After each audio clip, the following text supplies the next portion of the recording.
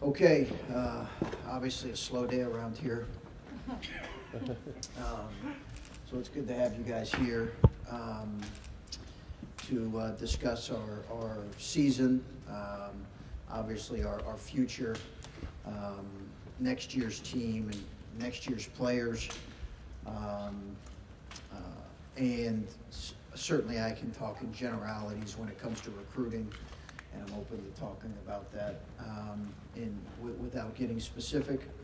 But, I think it's obvious that, for us, the off-season really started March 18th, and the work towards next year really started right away for us, certainly as a coaching staff and our players, turning our attention, our returning players, to what's coming next. And I think, we understand as a coaching staff that some of the challenges that we talked about when we first got the job here, we very well may face a lot of those as we move into next year.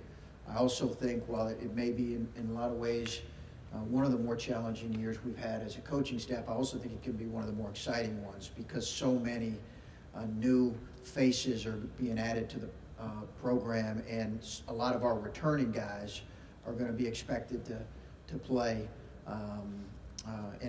increased roles, and that's exciting. And the off-season development is exciting, but there's certainly some challenges. You don't lose who we lost, both in their play and in their leadership, and not expect some challenges. So what all that's going to look like will remain to be seen, but we've obviously got a few months and some potential roster additions in the meantime.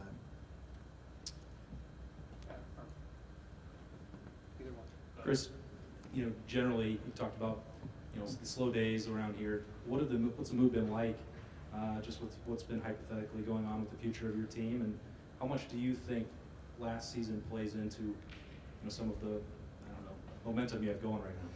Well, I do think I certainly think that our season played a positive role in some of the recruiting momentum that we might be experiencing right now. But you can't just have positive momentum and not put in the daily work that our coaching staff has done an outstanding job doing. So I think those two kind of things go hand in hand. But what I think maybe it's given is some of the some young people that we're recruiting a vision of what we could potentially look like. And it's it's been exciting, but you're so much on the grind. Still, this is April has become an extremely busy month for coaches. Extremely busy. You're gone more than the season. You're busier more than the season. The stress level's not quite the same, but it's stressful. Incidentally, I did just see a doctor because I have a patch of hair falling out the back of my head, and he said it's stress related. So we'll see if that grows back. Don't show it too closely. But yeah, it's been a really busy last month. But when you look at all the stuff that you were able to accomplish last season, and like you said, you lose some pretty significant pieces, what can you take from what you guys did last year that can help with a new roster and a whole bunch of new challenges when you have to replace so much?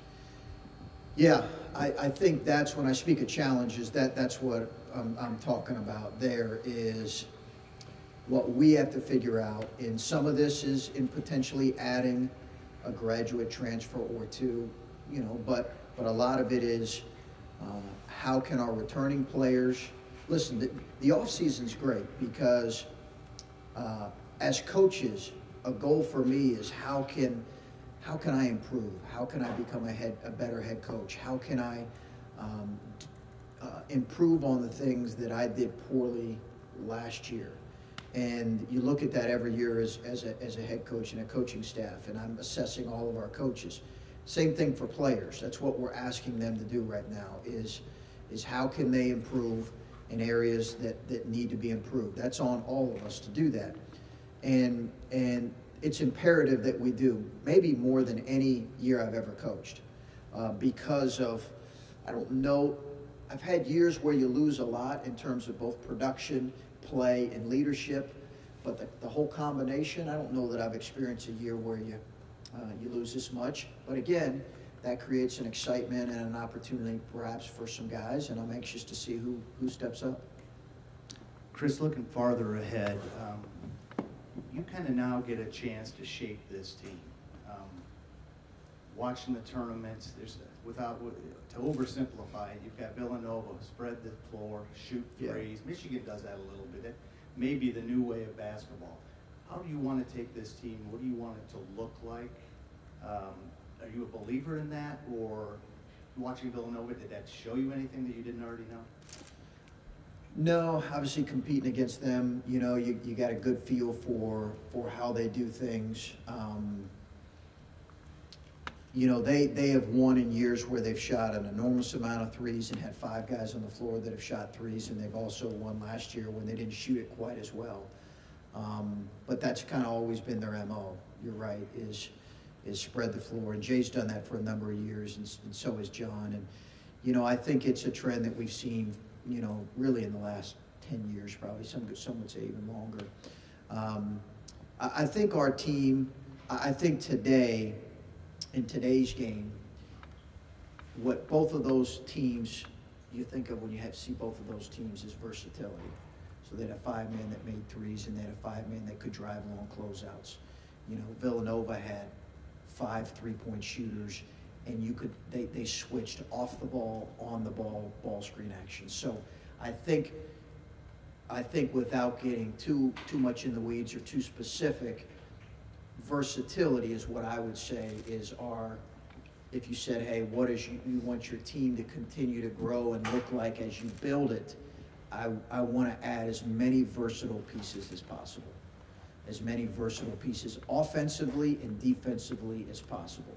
Guys that can play multiple positions, and certainly there's a place for a big, strong 5 man, like we've had great ones here with Greg and Jared and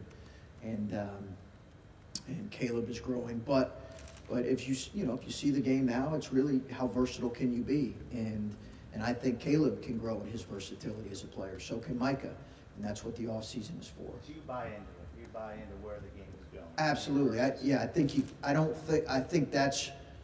I buy into the idea that having versatility is at a premium. But everybody wants that now.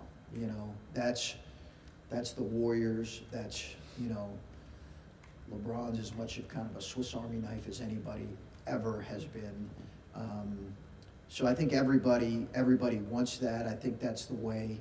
Sometimes, you know, your roster, you know, you have a guy, your roster might take a different shape because there's a guy you can't pass on that doesn't have quite those qualities. But if we're going to like put it together exactly how we want it, we want as many multi-positional defensive and offensive players as possible.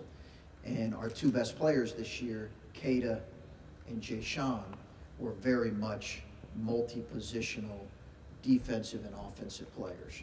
And that's what we want to continue to build. Chris, you knew when you got here that there was going to be depth issues your first couple of years. Have you ever had this busy of an off season when it comes to the recruiting trail, and just what has that been like for you and your staff? No, I don't. It's always busy, but I don't know that it's been a while maybe that I've felt the kind of pressure that you feel that you have to, you know, I felt pressure to put together, we felt pressure to put together a really good 2000, I mean, that's a lot of pressure. You know, we just felt like, hey, it's really important, 2018, really important class. And we feel really good about those guys coming in, really good. But now we feel pressure. We need to add some 1 or 2 older experienced players. And then obviously we need to continue to build moving forward in the 19 and 20 class. So you're always busy. You know, my wife said to me the other day, I've never seen you this, you know, I think she said it every off season though, but she said, I don't know if I've ever seen you this consumed and busy with recruiting in terms of phone calls when you're at home at night. And so it's in the travel, but we expected that. To have a couple of days like you've had on the recruiting trail and to have to see the season you did, if somebody would have told you when you walked off the podium at your introductory press conference you'd be where you are now, would you have believed them, and what does it say about the work that that you and your coaching staff has done? Yeah, the only reason I would have maybe felt, we really felt like when we got here that just give us some time to begin to build relationships. And, you know, we didn't have a whole lot of that with the 2018 class, the Ohio 2018 class particularly. But we felt like just give us some time. I do feel like I had a lot of faith in Ryan, Mike, and Terry, and how diligent they were going to be in their efforts. And so I don't, you never know if it's going to look like this, but I did have confidence that our staff could have some success, and we'll see if we can continue to have some success in 19. For any recruitment, any individual recruitment, when do you feel comfortable offering a kid? Is it possible to offer too early, or is it a case-by-case basis? Just what's your comfort level, say, offering a freshman, for instance? Yeah, I don't know if it's too early. I think the biggest thing for us, so much gets made of, kind of this kid comes from there and this kid comes from there, and obviously it's been well documented. We want to recruit inside out, both in our philosophy and in terms of the geography. And Ohio is extremely important to us, as well as this area around the bordering states. But the biggest criteria for us when it comes to offering or not offering, or when we offer, is kind of when is there mutual interest, and do we feel like he's a Buckeye, potential Buckeye? Do we feel like he fits the criteria? I've said this before, I don't know that it's going to be for everybody. Maybe most programs would say that, but I'm not saying it's going to be for everybody, our program. But the ones that we offer and pursue, we feel strongly that they're Buckeyes and they fit us. But I'm not saying it's going to be for everybody.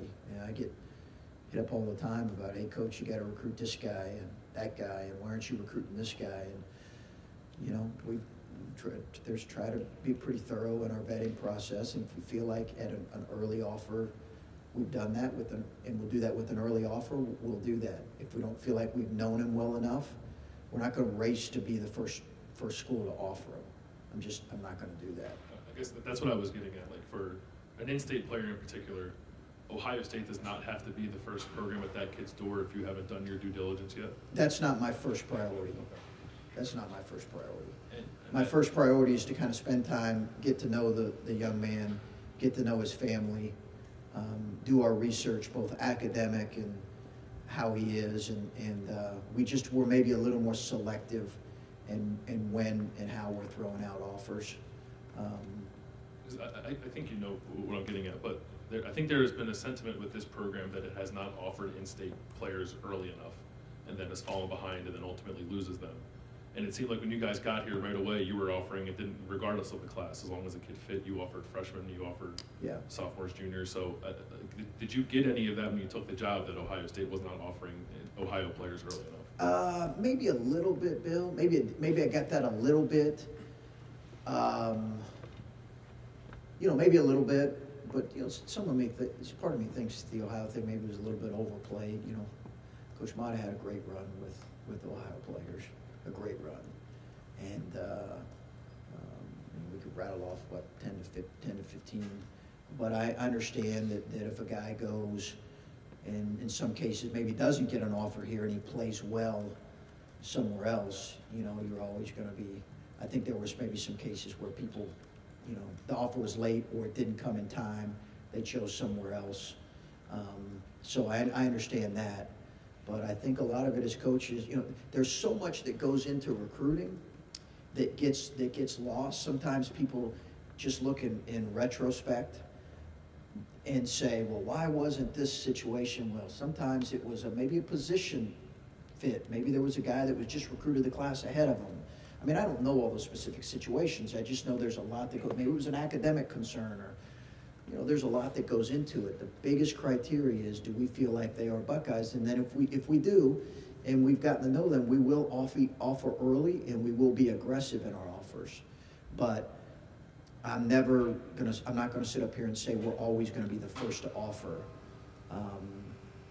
It's turned out that that's been the case with some, but we want to get to know them first. Chris, just about in recruiting, let's say you recruit best kid in the state and you land him. Obviously, we all understand that you build on that in recruiting, but I'm just curious about the process of how you go about doing that, how the pitch changes to a young man that you might also have an eye on, you want to bring in. How does the building process on getting a big recruit lead to other big? Can you explain about how you go about using that to your advantage? Well, hypothetically,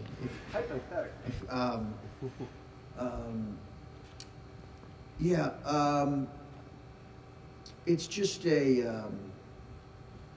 it's a process that requires. I think the process of landing a recruit is whether he's a 20 or 21 or 19, someone that is certainly sought after.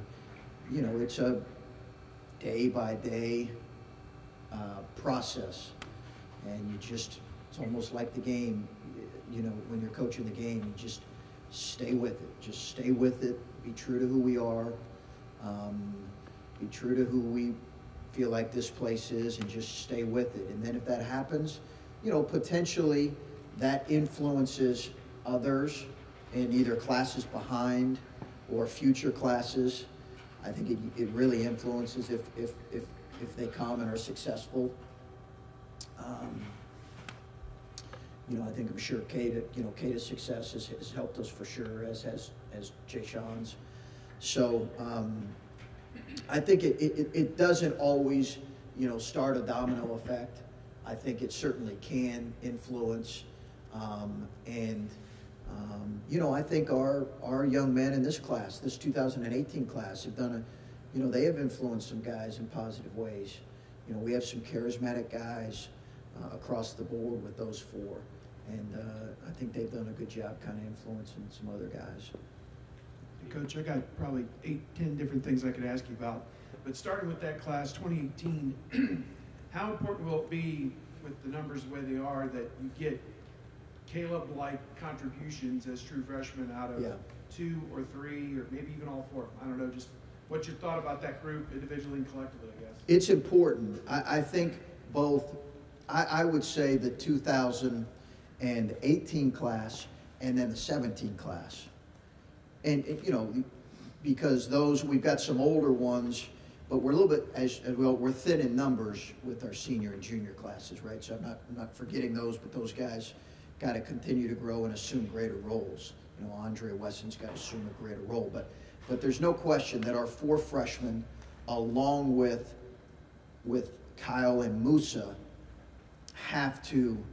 we have to get important stuff from them next year. That's going to be required. With, you know, I think obviously everybody knows our situation on the perimeter. So Luther and Dwayne will have a very important role, but so will, you know, certainly potentially, if it gets earned, so will Justin and Jay. But I don't want to forget our other 2 17 guys are going to be really important for next year's team. You signed them in November, then they went and played. Were you guys happy with what you saw out of all 4 of those guys on the high school circuit this past year? Yeah, we were so busy throughout the year that we didn't get to see them a lot. We didn't get to see them a lot, but we were happy. I think, you know, we have to understand they're going to be freshmen, and we have to temper some expectations for what all those, you know. Kyle was a very sought-after recruit. Kyle Young, as was Musa, and we saw those guys had plenty of ups and downs as freshmen, and Caleb did as well. He had a great year, but he had ups and downs. So I think that's why in a perfect world, you want to get old and stay relatively old. In a perfect world, you just do. You know, but we're not old. That's, you know, so, but in a perfect world, that's when you want to get old and stay old. You know, you look at like the kid from Villanova, Mikal Bridges, lottery pick, he was a redshirt.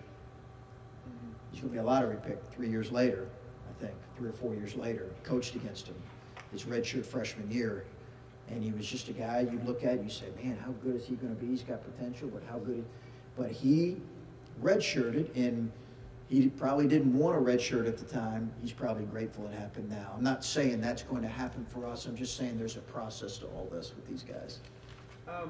In terms of your schedule, looks like you're playing away game, the CBS thing, probably away game, the ACC thing, away game, et cetera. Do you have a marquee team? Cincinnati away. Well, Cincinnati away, yeah, I forgot that one. Do you have a marquee team that you're thinking about, that you're lining up to bring in here? And second part of that, they're lowering your ticket prices, it sounds like, a little bit. Is this part of a strategy to get more people back in here, I guess? Yeah, good question. Not necessarily. I didn't come up with the lowering of the student. You're talking about the student ticket prices? I don't know. I just saw lower ticket prices on some students. Students? Just students? Yeah, I think it was just for students. Okay. So you'll still have to pick. No, I'm just kidding. It was just for students. But I don't. There wasn't anything beyond that outside of, hey, can we make it a little? It was a good idea, a very good idea. And I think a very good idea. And I literally just kind of saw it as it was being processed through and was like, man, I love that idea. And so that's all that was. We really had growing very good crowds as I think it took a little while. And then what was did you have another question? Do you have anybody lined up Oh. that you're thinking about on the hook as a marquee home game? It will depend on, I think, and I don't have our schedule right in front of me, but I think we're going to be playing either a Big East team at home or maybe maybe an ACC team at home. So it's going to be one of those two, and then the following year is when we have Cincinnati for the opener. But we did not go out because our schedule is loaded as it is. We didn't go out and schedule anyone else. Chris, you were talking about kind of those guys who can assume that greater level or go to that next level next year. Do you kind of have a guy who's kind of during these early practices, off-season practices, who kind of have assumed that Cater role or JT role or any of those kind of levels? Have I seen anybody yet? You're saying kind of step up in that. We haven't done enough to be able to see it. It's a good question. If you ask me maybe midsummer or after our new guys get here and after we potentially add we need to add another 1 or 2 older players. So, and there may be a question about in terms of our scholarship situation. So let me hit on that first. Obviously, we have one more, and then we've always had a conversation with Joey about, hey, this is a year. We'll take it kind of each year and look at it. That's the conversation I believe that Coach Mata had with him, and then I had that when I got in here. So that's his impact is significant on our team, but he understands that. How that'll all play out, I don't know. We're kind of probably a ways away from really going down that road, but right now we definitely anticipate bringing in one, but it's probably too early. Just haven't seen us enough, and we've got so many new faces coming in that time will tell on that. Chris, when these kids announce that they're graduate transferring, they don't hide the fact that they want to go play for a program that they think is going to play in the NCAA tournament, because usually they're coming from a situation where they can't. Yeah. Even with the success you guys had last year, how much of a battle is that for you right now to convince the guys you're talking to that this program can get to that level again, with all you've lost? Yeah, I think it's been something we've had to answer to, Bill. We have had to, because they're aware of. We're not hiding, who we lost. We're pretty transparent, and they look at it, and I think there is some questions, and that's not always the number one criteria, but for guys that haven't played in the tournament, it's usually a pretty high criteria for them. But it's something we've had to address, and that we understand that, and we haven't shied away from addressing that and trying to communicate what our vision is. And obviously, in some of these cases, they could be a really important factor in whether or not we can get back to that point, along with the most important factor, which would be our returning guys. This needs to be said first off. Hair loss is age-related also. Just saying. They said that to me, yeah. He made that clear, age and stress. Yeah, I'm going to ask you to brag on yourself a little bit. Outside of the program, the success of the program, how do you sell yourself and the coaching staff? What is the appeal to recruits? And I know it's talking about yourself, but it's real and it's part of it. Yeah, you know, usually when we're in those settings, someone else is doing that. An assistant coach is. But I think what we've tried to sell is, you know, we have our PowerPoints and our slides that highlight me, and you know, someone else steps in and says, hey, let's talk about Coach and his accomplishments in the last few years. But I think more than anything, what we hopefully can communicate to guys right now is that people have enjoyed playing in our system. They have enjoyed playing for this coaching staff, and we've had success. And you know, we're not trying to sell you on, hey, come here and let's wait and see if we can be successful. There has been an established pattern of success, and that's really what we've hit on. If guys want to, you know, try to compete and play in the NCAA tournament, we can certainly communicate that, and that's really what we've hit on. This is subjective, but you said they enjoy playing in the system. What is it? I mean, what have you heard? What's the feedback? What do they enjoy specifically? You know, I think our guys have enjoyed the environment that we've created. Environment and atmosphere, and you know, when I say they've enjoyed, you know, you're never going to make 13 players completely happy on your team, but I think they enjoy the atmosphere. I really seldom use the word culture because I think it's so overused, but I think that they do appreciate that it's typically been a healthy culture, and we definitely communicate those things because they're going to contribute to that one way or the other.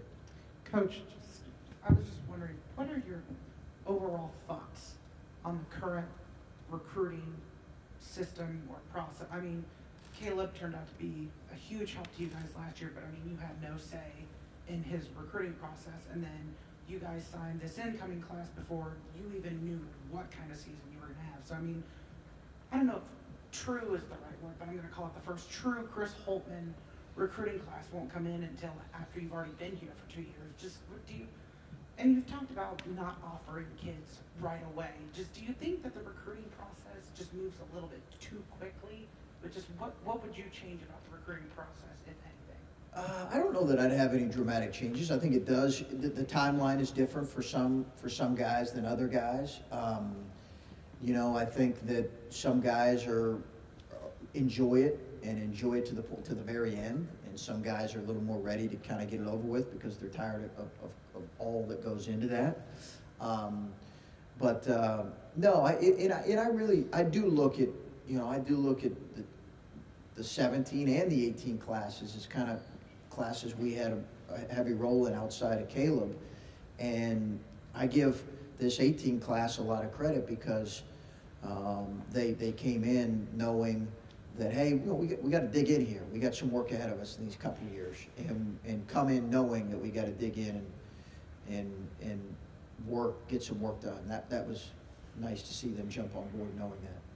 Kind of on a cuter note, just how, because I have a puppy myself, just how has having a puppy in your house been? Has that helped contribute to the hair loss at all? It's been 5 miserable days. I mean, this thing.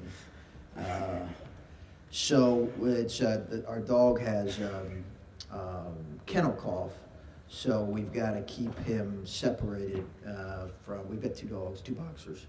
We have to keep them both separated So I don't know if anybody has boxers in here, but most dogs, you know, they're friendly and they want to be around people. So my wife had a great idea to make his kind of home right outside our bedroom, our laundry room. Yeah, it's been a miserable 5 days of sleep. When you look at these, the older guys in this team, and you talk about how important it is for them to develop and take on bigger roles, how important is it to keep everybody here? I mean, the reason you have so few guys is because the program keeps losing guys every year. How important is it that this group appears to be staying together? You're not going to, aside from losing Kata, you won't lose anybody you weren't expecting. Yeah, I think that's important. I think keeping them, that's probably atypical, right? You don't expect that necessarily in today's, I get that. In today's college basketball, it's hard to really expect that. It's a rarity. It's an exception more than the rule. But we're excited about that, and I think it makes sense because I think those guys see opportunity in front of them. It does help with continuity. Listen, I've said it over and over, and everybody knows this. You know, you can't lose the number of guys that we've lost and have a consistent run. At some point, and we hope we don't to a significant degree, but at some point you're going to feel that. So hopefully we can just continue. I just think for us, it's about, can we continue to build kind of brick by brick, and then hopefully get to the point to where we can enjoy a sustained run. That's really our philosophy. And you've talked throughout the season, you guys maybe big picture things or off the court things, and you said that's all stuff to deal with kind of when we get to the off season, whether it's engaging with the students or scheduling or things like that. Have you had any opportunity to set any sort of off season goals aside from getting players better and recruiting? Are there other things relating to the program that you're looking forward to having some time to diving into now? Yeah, I think, program-wide, we're going to look at everything from how we can maybe improve. I think the ticket issue was a great adjustment. I think game day operations, those are all things we're having some facility enhancements that are going to be taking place that will be happening in the next few months. So all those things, program-wide, those are all things that we're going to have our hands in, because I think we as a staff like to have our hands in those things. But our priority right now has been, recruiting and our guys. And we haven't really get into a whole lot of that. Although we do have some facility enhancements, full speed ahead. You've talked a couple times about wanting to bring in one or two older players. How different is that from recruiting a guy out of high school, and how's that process going for you right now, in general? Yeah, it's a more kind of extreme version of recruiting, smaller timeline, quicker. A guy becomes available and you're flying out to see him the next day. Once you get his release, our compliance have done a great job getting the release, but it is, you're at 10 right away on a scale of 1 to 10. You are in hot pursuit, and it's very, very competitive, because I don't know that every year we'll recruit a fifth year, but it seems like pretty much everybody in the country is this time of year. So it's really competitive, and I think we're doing okay. We've got a couple visits here in the next week and a half that we're excited about, that probably you guys will hear about, and then we have to continue to line up a couple. Chris, is it your anticipation that your entire staff will remain intact through next season? I think so. Yeah, I mean, it's hard to say for sure, but I think the staff will remain in place for the most part. I don't anticipate any changes. We had a couple guys that were approached about jobs, and for one reason or another, it didn't necessarily work out. But as I said, the best way to keep your guys is to lose for an extended period of time. So, I think people are gonna come and try to poach our guys, and I want our guys. I mean, listen, I think we have a very talented staff, from all the way down the line, from the people we added here to the people we brought over from Butler. I think we have a very talented staff. They help me do my job better. So I think it's only a matter of time before, at some point we lose a guy to a head coaching position. And I know you'll probably address this need when you bring in a grad transfer, but when you look at the roster as currently situated, who besides CJ would you say you're comfortable with handling the ball, playing point guard, whatever you want to call it? Yeah, it could be somebody we bring in. Dwayne and Luther both have the ability to be that. I look at Musa is going to also will handle the ball more and be more of a playmaker, but it's probably going to be more from kind of the wing guard spot. But if you said like who could be your another point guard option, it would probably be Dwayne. But that's also an option we're looking at right now at bringing in, and addressing that need. And it might allow those guys to play. I think there'll certainly be times this year a lot of times when we play a three-guard lineup. I don't think there's any question about that. We'll definitely play a three-guard lineup, probably in some ways more than we did this year. Chris, just something I'm curious about. You've been very open about your gratitude to Thad Matta for establishing the platform that you're building on. But that doesn't mean that you've had time to reach out to him or that he's wanted to put his toe in here. When was the last time you did touch base with him, and how's that been? Great. Yeah, Thad called me after the season. Thad called after the season, and it was just really complimentary of the job we had done. I was complimentary of him recruiting Kate and JT, and Cameron, those guys, and to the whole team. But but he was really complimentary. So that's the last time I talked to him for an extended period.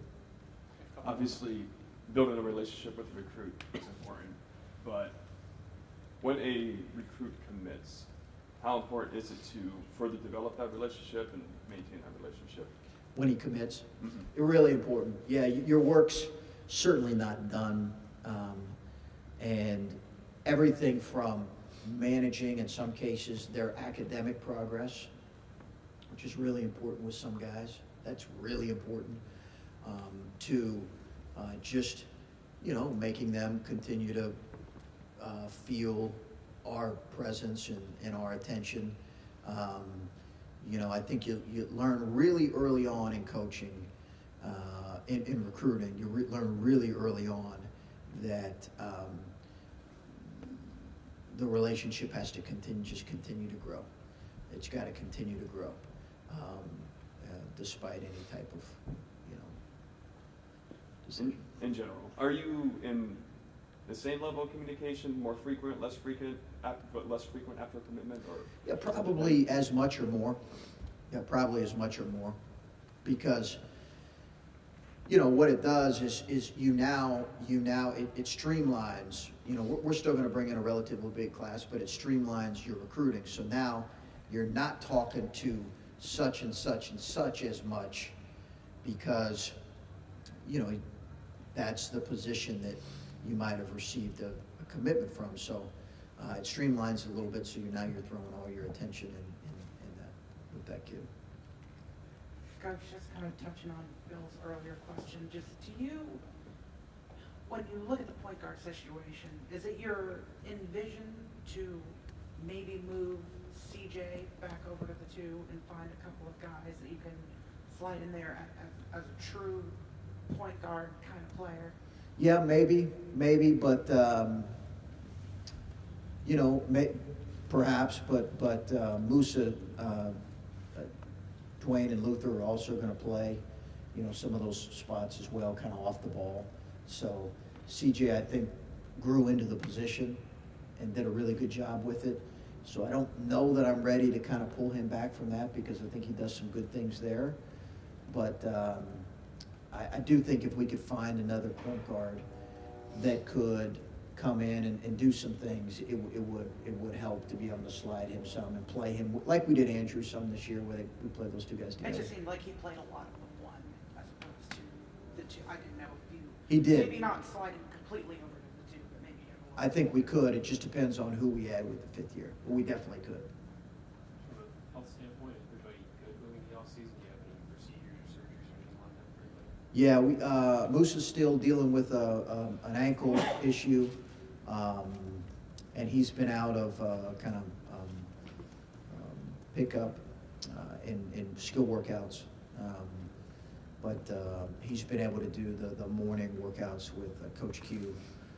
Our guys have been working out in the mornings, which is always a favorite. Very happy about that. Yeah, yes, but he's actually an early riser, so he's one of the ones that's. But everybody else is healthy. You mentioned you have to keep track of their academics. It just kind of made me think. Have you found that once a guy commits, the academics can drop off a little bit just because just your experience? In some cases, yes. By the way, let me. I forgot. They reminded me of. I just want to give our guys a lot of credit. We had 9 that were named student athlete honor roll. Excuse me.